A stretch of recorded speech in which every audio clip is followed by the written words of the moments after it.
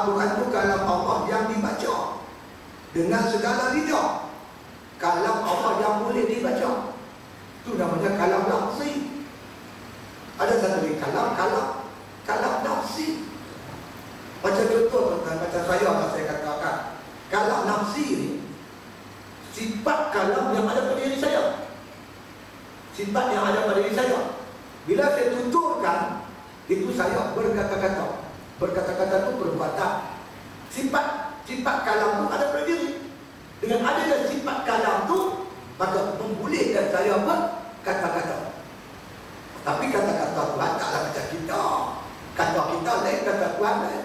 Perkataan Tuhan kita pun tak tahu macam mana, sebab kita pun tak pernah dengar. Tetapi macam mana kita nak tahu apa yang Tuhan kata? Maka Tuhan turunkan Quran.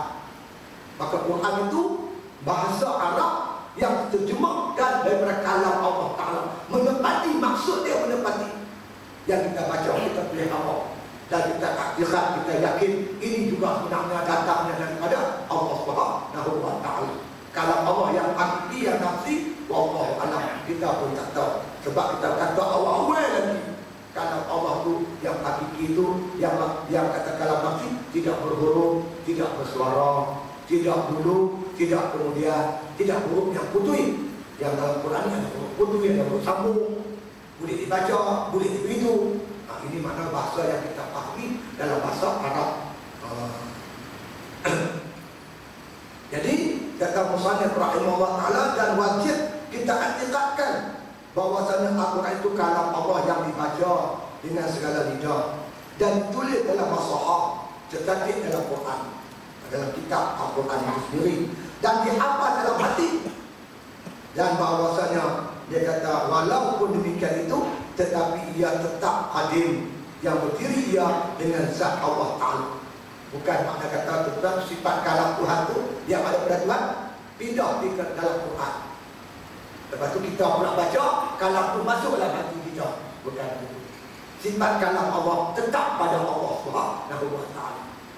Yang kita baca tu Quran, yang kita hafal tu Quran. Tapi yang ada pada Allah tu, itulah sifat kalam yang ada pada diri dia. Tentu boleh beza. Saya boleh berkata-kata, saya tulis, mak saya nak pinjam bil RM100. Mak kita baca apa yang kita tulis. Yang kita tulis ini lahir daripada apa yang kita nak cakap, tapi dalam bentuk tulisan. Mak kita faham tak apa kita nak? Dia faham kan kita nak pinjam bil RM100. Mak saya nak balik besok. Dengan tulisan itu dia dapat memahami bahawasanya kita ni nak balik. Apa yang saya tulis dengan apa yang saya nak cakap menepati. Bukan pada sifat kalam saya keluar pintu atas kertas. Lepas tu mak kita baca, sifat kalam masuk dalam diri dia pula. Bukan itu. Sifat kalam kita tetap ada pada kita. Sifat kalam Allah tetap ada pada Allah Ta'ala. Yang diturunkan kepada Nabi Muhammad, Al-Quran sebagai pemberitahuan apa yang Tuhan telah berkata-kata dalam bentuk bahasa Arab. Bahasa Arab, bahasa Al-Quran. Jadi dalam masa ini pula yang dihafal di dalam hati, dan bahawasanya dia kata walaupun demikian itu tetapi tetap hadim sifat Tuhan itu, yang mana berdiri ia dengan zat Allah Ta'ala. Sifat kalam tetap ada berdiri Allah, tak bercerai tangan pada zat dia. Dia kata tiada menerima bercerai dan tiada tanggal daripada zatnya itu dengan berpindah kepada hati dan tiada berpindah kepada kertas. Bukan makna bila ditulis Quran tu sifat kalam Tuhan pindah dekat kertas dah. Bukan makna bila kita hafal sifat kalam masuk dalam diri kita dah. Yang kita baca tu perkataan yang diterjemah daripada bahasa Al-Quran, daripada bahasa apa yang diterjemah daripada kalam Allah tu ke dalam bahasa Arab yang kita baca, kita faham kata Allah Ta'ala tu. Diterang di Quran bukan yang diterang dan bila dalam kita pun tak nak faham. Yang kata Allah tu berkata-kata tidak dia bisu, tak bisu, dan kalam Allah Ta'ala itu dapat kita fahami melalui yang diturunkan kepada Nabi kita Muhammad, iaitu kitab suci Al-Quran Karim, insya-Allah. Mudah-mudahan kita pegang buat Al-Quran ini. Ada dalamnya itu ada dilalah, dalil-dalil menunjukkan apa yang Tuhan berkata. Dia suruh sana, dia suruh sini, dia larang sana, dia larang sini. Itu semua kalam daripada Allah Subhanahu Wa Taala. Jadi tuan-tuan sekalian, sebelum saya pondok ni, sikit pengumuman lah, alhamdulillah. Saya tengok di pondok saya tu, alhamdulillah lah. Pondok kita tu dapatlah menjalankan ibadat di malam harinya kita berpuasa, siangnya berpuasa, malamnya kita mendirikan malam dan sebagainya. Alhamdulillah. Saya pun rasa bukan rasa terharu juga. Kita nak melihat anak-anak muda umur sekitar 17, 18 boleh berpuasa sunat, boleh bangun malam, boleh mengerjakan sunat duha. Itu satu perkembangan yang cukup baik. Dan mereka pun mengaji nampaknya cukup tekun dan bersungguh-sungguh, alhamdulillah. Jadi sebagai tuan-tuan sekalian, amalan-amalan mereka ni, maka kita tuan-tuan sekalian adalah kita buat sikit sebagai mengenangkan sahabat-sahabat kita yang pergi meninggalkan kita dan sebagainya. Kita setiap hari kita start ke 1 bulan itu sampai habis Ramadan kita mengadakan tahlil Allah setiap hari. Sebelum buka puasa lebih dalam 40 minit tu kita mengadakan tahlil Allah.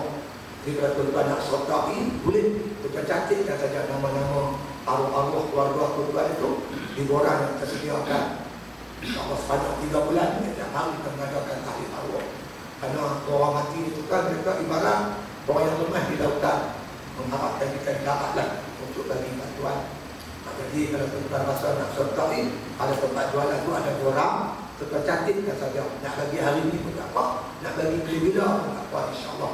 Pada sepanjang 3 bulan ni kita setiap hari mengadakan tahlil arwah, insyaAllah.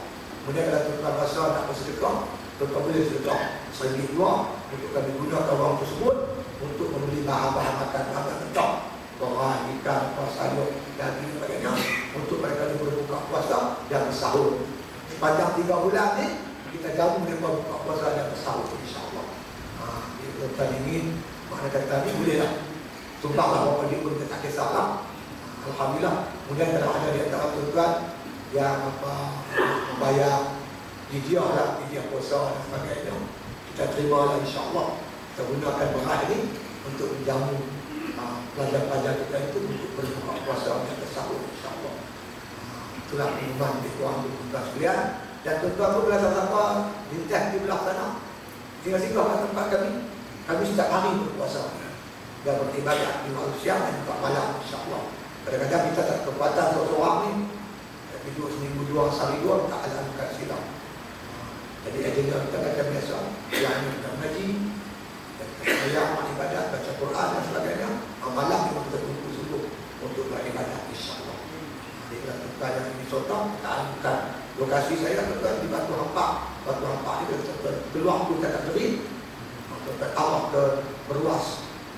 Terus dengan sifat 10 km sebelum sampai Beruas, jumpa satu perkampungan namanya Batu Hampak. Situ ada signboard arah panah tunjuk Mahatap Istiak. Di bawah 1 km daripada jalan raya masuk dalam kampung dalam tu. InsyaAllah. Bila-bila pun marilah sepanjang 3 bulan ni, setiap hari kita berpuasa setiap hari dan malam